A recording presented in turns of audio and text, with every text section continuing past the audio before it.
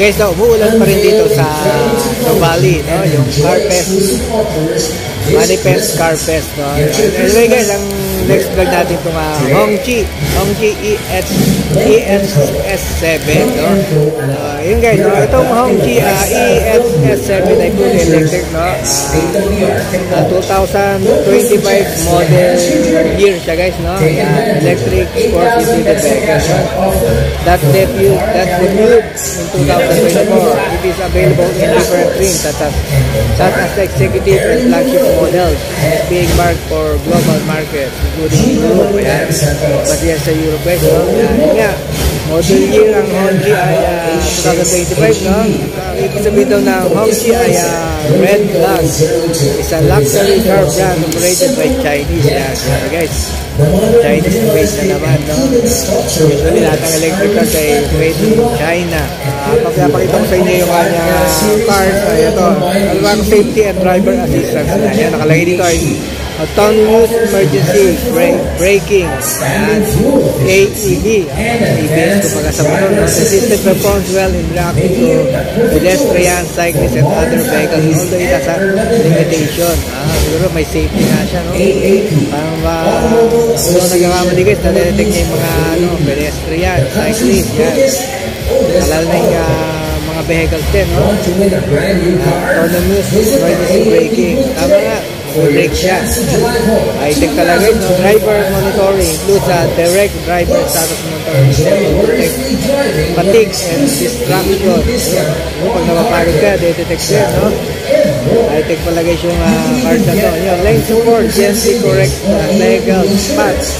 If it's drift out of lane, ayun, kukorek ka sa linya ng motor. Yung pala guys, ka-high-tech yung motor na to, no? Speed assistance can identify and set speed limits based on the local sign. Nadedetect niya yung kung ito ay nasa boulevard, 60 kilometers per hour ka, hanggang doon ka lang. Tama. Mamaya tawag natin kayo. Key features, interior includes luxury materials like Napa leather seats with massage function.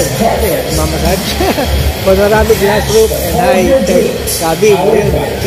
Panoramic na naman yung taas guys, no? Ayan, comfort, spacious and airy interior with ample legroom and headroom for rear passengers. Cover po ng station to. Ayan. Connectivity features and rear row. Ayan. AC and outlet and Type-C charging ports. Technology includes advanced features like automatic air quality control system, multicolor ambient lighting system. Ano ba yun? Mamaya tawag natin kay ma'am yan. Ayun guys, no? Tinanong ko si ma'am doon, no? Ayun nga, hindi ako nagkakamali. Ito palang itong palang kotse, itong Hongqi ESS7 fully electric vehicle. Ito daw ay ginagamit ng higher official sa China, no? Ito dahil medyo high-tech daw, no? Siguro, tinanong ko sa mabel, bawa, nakawala ka sa linya. Ito guys, pag sinet mo lang siya ng hindi manual. Okay mo lang hindi manual. Pag nakaset siya sa safety feature, no? Pag nakawala ka sa linya, automatic siya, gigit na sa linya, no? Ganun yun. Siyempre, pag nga naman, nakagulat yun. Kasi yung mga rulan ng pedestrian, medyo siguro malilimutan mo mag-stop, siya mag-stop talaga. Isa na yan. Sample lang yung guys. Ano ba? Yun, sa boulevard nga daw, 60 km per hour na detect na yun. So, hindi siya naka-manual. Talagang babagal talaga. So, yun lang anyway guys. Kahit naman yung nasa-share ako sa vlog kung ito sa kotse na to na Hongqi, no? Siguro, alamin nyo na lang. O siguro sa ibang vlogger, simpleto mag-vlog. Magaling mag-vlog sa kotse. So, ngayon guys, papasok na tayo dito. Tapos, kung natin kayo yung price list nito, ha? So, ngayon guys, papasok na tayo sa Hongqi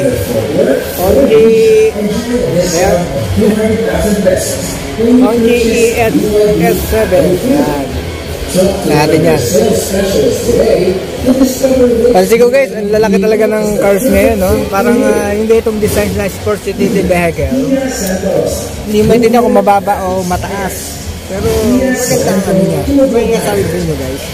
Pansin ko sa mga electric vehicle, malalaki.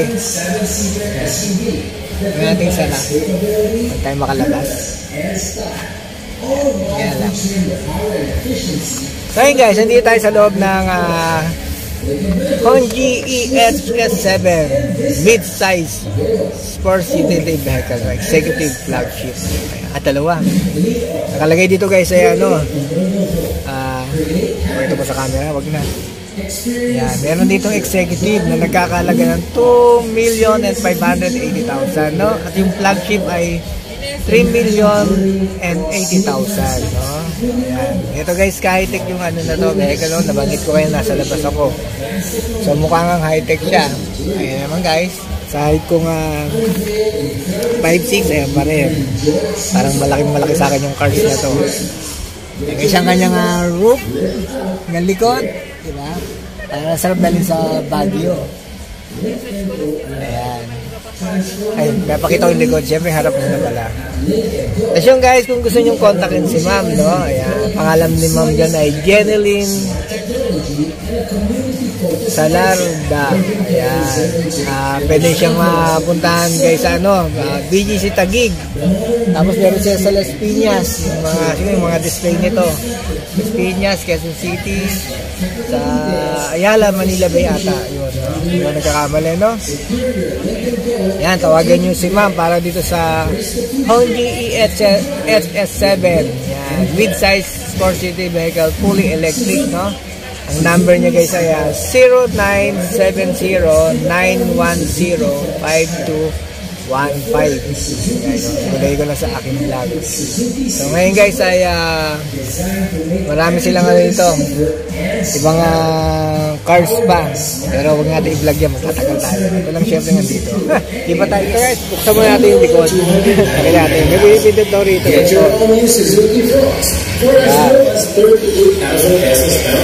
Ayan guys, yung Honji EHS7 likod. Yan, pag binuksan niya, ganyan. Pindutin nyo lang yun. Kasi nasa likod niyan.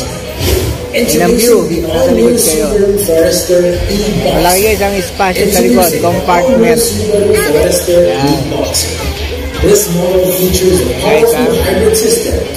siyempre, babaan natin yan. Kaya may dumadaan pa guys. Siguro pag binaba natin to, automatic na to. Diba? Automatic. Yan guys, ka-high-tech yan. Para tayo sa kabilang pinto para makapunta tayo sa likod matapos ng ating vlog. Yan guys, ang luwag talaga ng Honji, no? Masarap siya i-drive or maging back ride. Yan. So guys, ang Honji, ano kaya ito? Ayan, gumagalaw yung pintuan niya, no? O nga, gumalaw siya kasi may umupo na dito sa likod. Pero wala naman ako dito sa side na to. Ayan, ganun siya guys, ka-high-tech. Pero kayo na naupo ko, hindi mo gumalaw. Ayan guys, no? Maluwag. Maganda talaga sumakay sa mga electric vehicle. Yun lang guys, ang napansin ko talaga, no? Thanks for watching guys, no? At lipat naman tayo sa ibang electric vehicle or hybrid, no? Ano, makapag-test ride tayo kahit ano lang ang cast. Hey guys, diba tayo sa Honji.